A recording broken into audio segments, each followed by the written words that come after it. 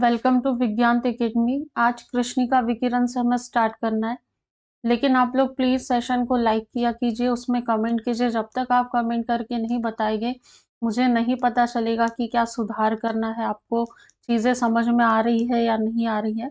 हमारी Lucent GK की class भी एप्लीकेशन पर रन हो रही है, साथ ही एमपीपीएससी 2025 के लिए प्रीलिम्स गाइडेंस प्रोग्राम है। आप बिल्कुल उसमें जुड़ सकते हो, और जो भी जॉब वाले हैं और हाउसवाइफ है या भी जो भी गर्ल्स है, जो भी चैलेंजेस आ रहे हैं, तो हर एक चीज पर वहाँ 1 to 8 डिस्कशन होता है। बहुत ही सिस्टमेटिक तरीके से वहाँ पर सारी जो गाइडेंस प्रोग्राम में क्लासेस रन हो रही है। ठीक है, चलिए कृष्णिका विकिरण से हम स्टार्ट करते हैं। कृष्णिका विकिरण क्या है? तो जब किसी ठोस पदार्थ को गर्म किया जाता है तो उससे विस्तृत परास वाले तरंगदैर्घ्य के विकिरण उत्सर्जित होते हैं। कैसे परास वाले? विस्तृत परास वाले। किसको गर्म करने पर? ठोस पदार्थ को गर्म करने पर। उदाहरण के लिए जब किसी लोहे की छड़ को भट्टी में गर्म करते हैं तो उसका रंग पहले हल्का लाल होता है, जैसे जैसे ताप बढ़ता है वैसे वैसे अधिक लाल होता है।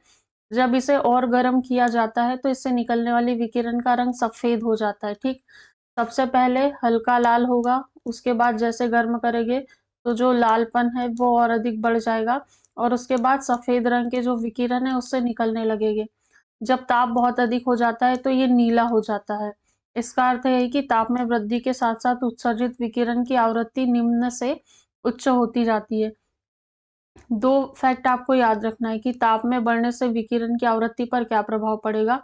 तो जैसे जैसे ताप बढ़ाएंगे जो विकिरण की आवृत्ति किस तरफ बढ़ेगी? निम्न से उच्च की तरफ बढ़ेगी। विद्युत चुंबकीय स्पेक्ट्रम में लाल रंग कम आवृत्ति वाले और नीला रंग अधिक आवृत्ति वाले क्षेत्र को दर्शाता है। क्योंकि जो लाल रंग था वो शुरुआत में निकला था, ठीक है, शुरुआत में दिखाई दिया था, मतलब लाल रंग निम्न आवृत्ति वाला है। और जो नीला रंग है अंतिम अवस्था में निकल रहा है, मतलब वो अधिक आवृत्ति वाला क्षेत्र है, उच्च आवृत्ति वाला क्षेत्र है। एक ऐसा आदर्श पिंड जो हर प्रकार की आवृत्ति के विकिरणों को उत्सर्जित और अवशोषित करता है कृष्णिका कहलाता है या ब्लैक बॉडी कहलाता है। और इस पिंड से जो उत्सर्जित विकिरण है उसे कृष्णिका विकिरण कहते हैं। कृष्णिका से उत्सर्जित विकिरण का यथार्थ आवृत्ति वितरण, आवृत्ति और तीव्रता के बीच विकिरण का आरेख उसके ताप पर निर्भर करता है। ये जो कृष्णिका है इससे जो उत्सर्जित विकिरण है उसका जो यथार्थ है आवृत्ति वितरण और ताप वितरण पर निर्भर करता है। दो चीजों पर निर्भर करेगा, एक तो आवृत्ति पर और उसके बाद ताप पर। दिए गए तापमान पर उत्सर्जित विकिरण की तीव्रता तरंगदैर्घ्य के कम होने के साथ बढ़ती है। यह एक तरंगदैर्घ्य पर अधिकतम होती है, उसके बाद तरंगदैर्घ्य की ओर कम होने की घटना शुरू होती है। प्रकाश के तरंग सिद्धांत के आधार पर उपरोक्त परिणामों की संतोषजनक व्याख्या नहीं की जा सकती है। मैक्स प्लांक ने इसके लिए सुझाया कि परमाणु और अणु केवल विविक्त मात्राओं में ऊर्जा उत्सर्जित या अवशोषित करते हैं, न कि अनवरत रूप से जैसा पहले माना जाता था। विद्युत चुंबकीय विकिरण के रूप में ऊर्जा की जिस न्यूनतम मात्रा का उत्सर्जन या अवशोषण होता है उससे प्लांक द्वारा क्वांटम नाम दिया गया। ठीक, विकिरण के क्वांटम की ऊर्जा E उसकी आवृत्ति V के समानुपाती होती है। आनुपातिकता स्थिरांक H को क्या कहते हैं? प्लांक स्थिरांक। सीधे सीधे प्रश्न बनेगा कि प्लांक स्थिरांक निम्न में से कौन सा है? चार ऑप्शन दिए रहेंगे, लैम्डा भी दे देंगे, H भी दे देंगे, कैपिटल K भी दे देंगे, L भी दे देंगे। तो आपको ये छोटे छोटे फैक्ट है याद होना चाहिए। दूसरी बात, उसका मान कितना है वो याद होना चाहिए। जैसे गुरुत्वीय त्वरण को स्मॉल जी से दर्शाते 9.8 मीटर प्रति सेकंड स्क्वायर उसका मान होता है। ऐसे ही जो आनुपातिकता स्थिरांक है उसका नाम 6.626 इंटू 10⁻⁻34 जूल सेकेंड होता है। न्यूटन के शीतलन नियम की बात करते हैं। न्यूटन का शीतलन नियम क्या है? समान अवस्था रहने पर विकिरण द्वारा किसी वस्तु के ठंडे होने की दर वस्तु तथा उसके चारों ओर के माध्यम के तापांतर के अनुक्रमानुपाती होती है। अतः वस्तु जैसे जैसे ठंडी होती जाएगी उसके ठंडे होने की दर क्या होगी? कम होते जाएगी। नोट दिया है, विकिरण द्वारा किसी वस्तु से क्षय होने वाली ऊष्मा की दर वस्तु और उसके आसपास के वातावरण के तापांतर के साथ साथ वस्तु के पृष्ठ की प्रकृति और पृष्ठ क्षेत्रफल भी निर्भर करती है। इन्होंने ये बोला है कि जो विकिरण है इसके द्वारा कोई वस्तु है उससे क्षय हो रही है ऊष्मा है, तो उसकी दर किस पर निर्भर करेगी? वस्तु पर, साथ ही उसके आसपास के वातावरण में जो ताप में अंतर है उसके साथ ही वस्तु के पृष्ठ की प्रकृति कैसी है और वस्तु के पृष्ठ का क्षेत्रफल कितना है इस पर भी निर्भर करती है। कृष्ण पिंड या ब्लैक बॉडी क्या होते हैं? जो पिंड या वस्तु अपने पृष्ठ पर आपतित संपूर्ण विकिरण को पूर्णतः अवशोषित कर लेते उसे कृष्ण पिंड कहते हैं। आपसे कभी प्रश्न बने तो बोलेंगे कि आंशिक रूप से अवशोषित करते, कुछ भाग परावर्तित कर देते, पूरा भाग परावर्तित कर देते, ऐसा नहीं है। जो पूरा भाग है आपतित संपूर्ण विकिरण को पूर्णतः अवशोषित कर लेते, वो ब्लैक बॉडी कहलाते हैं।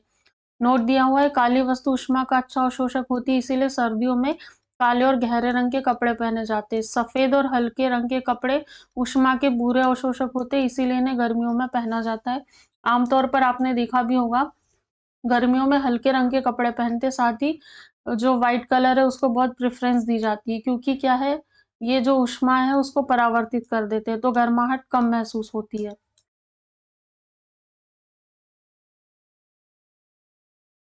किरचॉफ का नियम क्या है? किरचॉफ का नियम, इसके अनुसार अच्छे अवशोषक ही अच्छे उत्सर्जक होते हैं।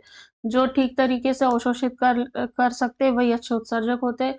अंधेरे कमरे में यदि एक काली और एक सफेद वस्तु को समान ताप पर गर्म करके रखा जाए तो काली वस्तु अधिक विकिरण उत्सर्जित करेगी, अतः काली वस्तु अंधेरे में अधिक चमकेगी। ठीक है, यहाँ कंडीशन दी है समान ताप पर। उसके बाद स्टीफेन का नियम क्या है? किसी वस्तु की उत्सर्जन क्षमता E उसके परम ताप के चौथे घात के अनुक्रमानुपाती होती है। T की घात 4 है। T क्या है? T परम ताप है, ठीक है, T परम ताप है, और E क्या है? उसकी उत्सर्जन की क्षमता को E से दर्शाया है। यहाँ पर मुझे पता नहीं इसका नाम क्या है, ये नियतांक है जिसे स्टीफन नियतांक कहते हैं। ठीक, थॉमसन प्रभाव क्या है? एक संवाहक के तापक्रम परिवर्तन के कारण इसमें विभव परिवर्तन होता है, इस घटना को थॉमसन प्रभाव कहते हैं। एक संवाहक है, उसका तापक्रम में जब परिवर्तन होगा तो इसके कारण क्या होगा? विभव में परिवर्तन। इस घटना को क्या कहते हैं? थॉमसन प्रभाव कहते हैं। अवस्था परिवर्तन और गुप्त ऊष्मा, निश्चित ताप पर पदार्थ का एक अवस्था से दूसरी अवस्था में परिवर्तित होना अवस्था परिवर्तन कहलाता है। अवस्था परिवर्तन में पदार्थ का ताप नहीं बदलता है, ठीक है, ताप पदार्थ का जैसे कि वैसा ही रहता है, बस अवस्था में परिवर्तन हो जाता है। त्रिक बिंदु क्या होता है? वह बिंदु जिस पर तीनों अवस्थाएं ठोस, द्रव और गैस तीनों एक साथ पाई जाती है, त्रिक बिंदु कहलाता है।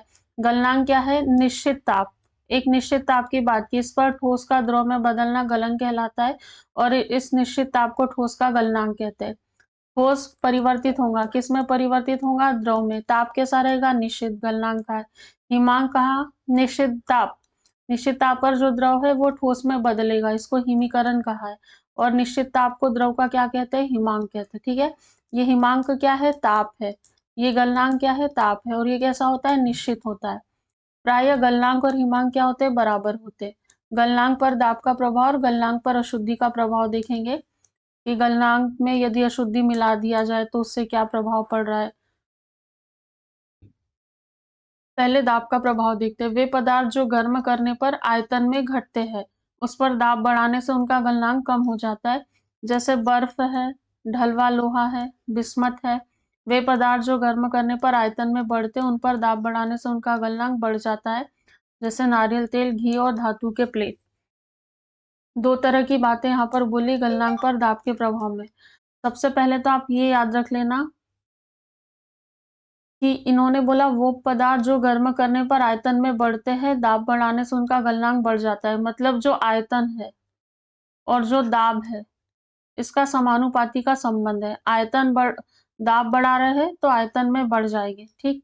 लेकिन फिर वे पदार्थ जो आयतन में क्या होंगे? घटते हैं, तो यदि दाब बढ़ा रहे तो उनका गलनांक क्या हो जाएगा? कम हो जाएगा। तो यदि आयतन में घट रहे हैं और दाब यदि आप बढ़ा रहे हैं तो गलनांक उनका कम ही होगा, और आयतन में बढ़ रहे हैं, दाब बढ़ा रहे हैं तो उनका गलनांक भी बढ़ जाएगा। सारा खेल यहाँ पर दाब का है। आपसे यहाँ से एग्जाम्पल भी पूछा जा सकता है कि कौन से ऐसे पदार्थ है जो आयतन में घटते हैं और दाब बढ़ाने पर गलनांक उनका कम हो जाता है। बर्फ, ढलवा लोहा और बिस्मत याद रखना। फिर जो गर्म करने पर आयतन में बढ़ते और दाब बढ़ाने से उनका गलनांक भी बढ़ जाता है, इसमें नारियल तेल, घी और धातु के प्लेट याद रखना है। उसके बाद गलनांक पर अशुद्धि का प्रभाव। तो सामान्यतः अशुद्धि मिलाने से गलनांक क्या होता है? कम हो जाता है। 0 डिग्री सेल्सियस पर पिघलती बर्फ में कुछ नमक, सोडा आदि मिलाने से बर्फ का गलनांक 0 डिग्री सेल्सियस से घटकर -22 डिग्री सेल्सियस तक कम हो जाता है। ऐसे मिश्रण को क्या कहते हैं? हिम मिश्रण। इस मिश्रण का उपयोग कुल्फी बनाने में और आइसक्रीम बनाने में किया जाता है। हिम मिश्रण का प्रयोग यदि पूछे तो कुल्फी बनाने में, आइसक्रीम बनाने में किया जाता है। गलनांक पर अशुद्धि के प्रभाव की बात की है। यहाँ से डिग्री सेल्सियस या तापक्रम भी आपसे पूछा जा सकता है। तो जो सामान्यतः अशुद्धि मिलाएंगे तो गलनांक कम होता है। जैसे 100 डिग्री सेल्सियस पर जो पिघलती बर्फ है उसमें कुछ नमक या शोरा मिला दे, फिर प्रश्न ये बनेगा कि अशुद्धियां क्या मिलाई जा सकती है? तो नमक या शोरा। तो बर्फ का गलनांक 0 डिग्री सेल्सियस से घटकर कितना? -22 डिग्री सेल्सियस। मतलब अशुद्धि मिलाने से उसका जो गलनांक है कम हो गया है। ऐसे मिश्रण को हमने क्या बोला है? हिम मिश्रण। और कुल्फी और आइसक्रीम बनाने के लिए इस मिश्रण का प्रयोग होता है। क्वथनांक या बॉइलिंग पॉइंट क्या है? निश्चित ताप की बात की, उस पर द्रव कहाँ बदलेगा? वाष्प में परिवर्तित हो जाएगा। इसे क्या कहते हैं? वाष्पन। इस निश्चित ताप को द्रव का क्या कहते हैं? क्वथनांक कहते हैं। संघनन क्या है? यहाँ भी निश्चित ताप है, यहाँ पर जो वाष्प है उसका द्रव में बदलना। ये याद रखना है कि गलनांक में, हिमांक में, संघनन में पदार्थ किस रूप से किस रूप में परिवर्तित हो रहा है। जैसे गलनांक में जो है ठोस से द्रव में बदल रहा है, हिमांक में द्रव से ठोस में बदल रहा है और संघनन में वाष्प से द्रव में बदल रहा है। ये मूलभूत अंतर है। यहाँ से भी प्रश्न बिल्कुल बन सकता है। प्रायः क्वथनांक और संघनन के ताप कैसे होते हैं? समान होते हैं। दाब बढ़ाने पर क्वथनांक बढ़ता है और दाब घटने पर क्वथनांक घट जाता है। प्रेशर कुकर में दाब बढ़ने पर जल का क्वथनांक कैसा होगा? बढ़ जाएगा, जिससे जल की गुप्त ऊष्मा का मान बढ़ जाता है, फलस्वरूप खाना जल्दी पक जाता है। प्रेशर कुकर में आपने देखा होगा जब भी प्रेशर यदि बढ़ा देते तो जल का क्वथनांक बढ़ जाता है। जल का क्वथनांक बढ़ने से जल की जो गुप्त ऊष्मा है उसका मान भी बढ़ जाएगा और खाना जल्दी पक जाएगा।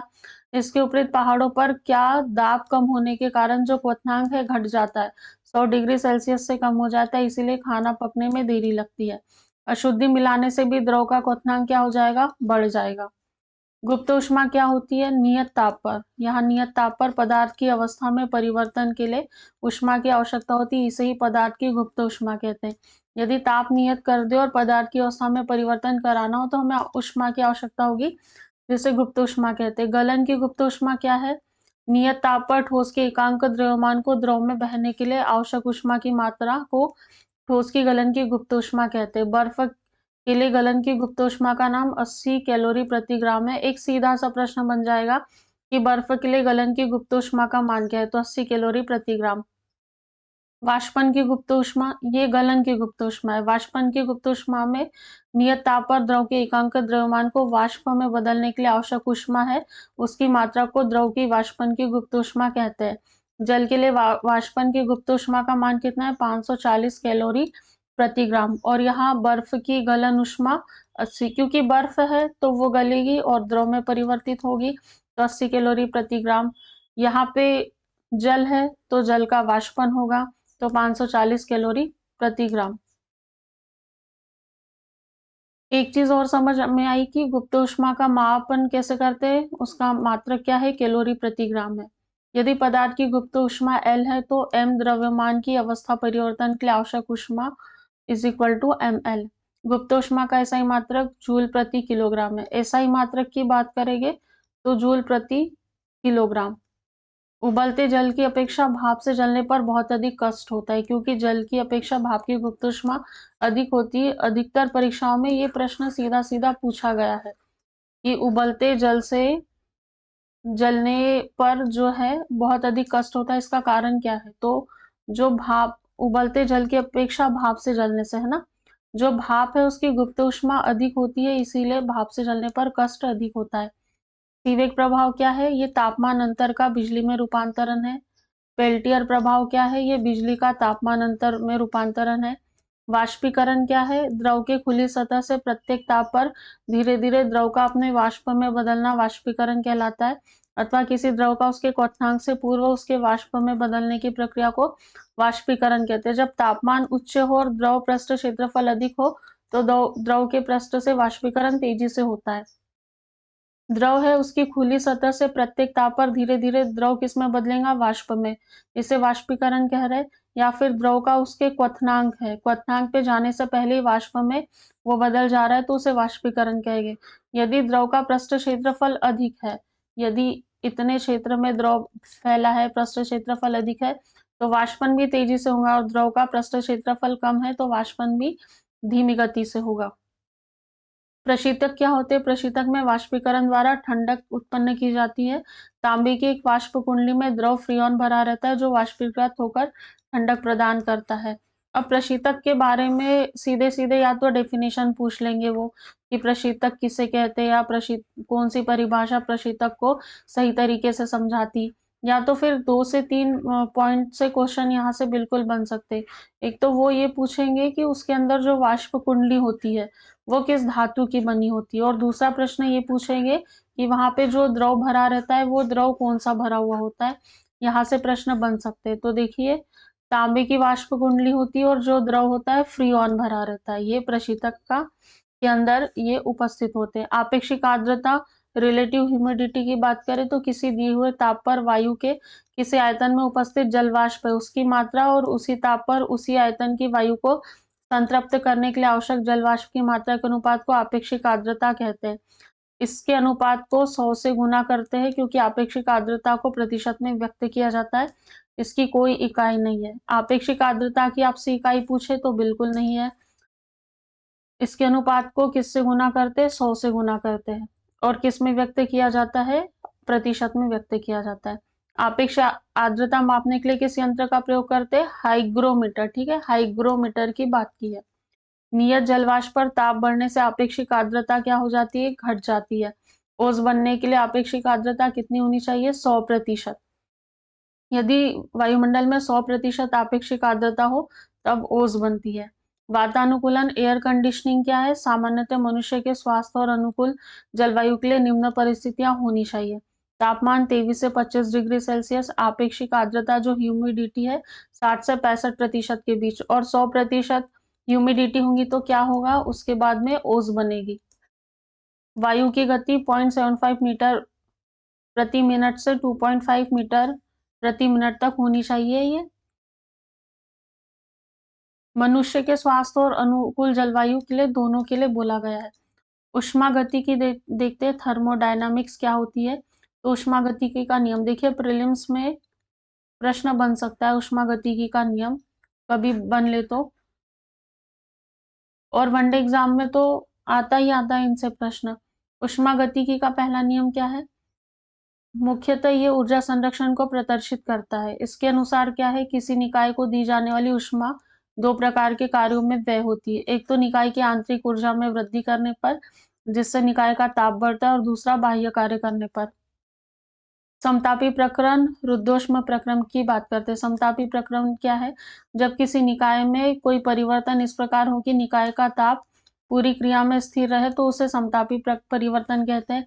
रुद्धोष्म प्रक्रम, किसी निकाय में कोई परिवर्तन इस प्रकार हो कि पूरी प्रक्रिया के दौरान निकाय न तो बाहरी माध्यम को ऊष्मा दे और न ही उससे कोई ऊष्मा ले, तो परिवर्तन को रुद्धोष्म प्रक्रम कहते हैं।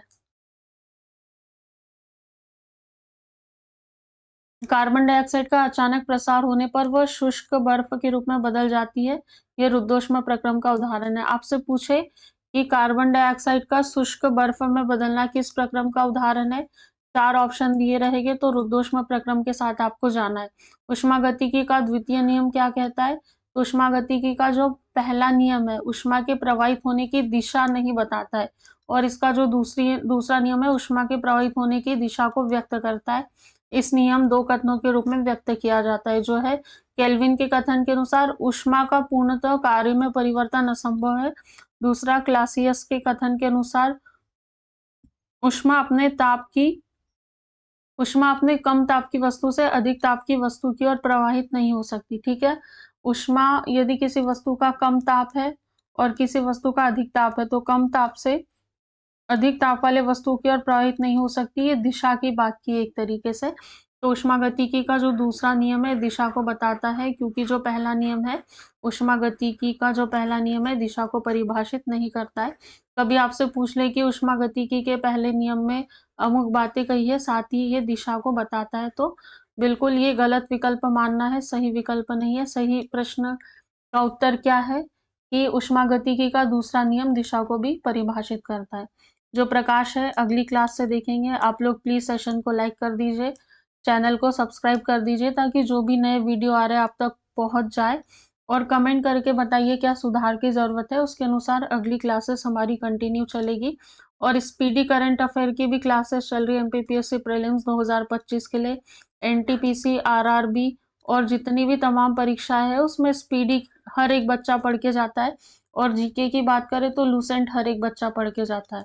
तो बिल्कुल स्पीडी की करंट की क्लासेस आप डेली देखिए और अपने फ्रेंड्स के साथ उसको शेयर कीजिए। Thank you so much.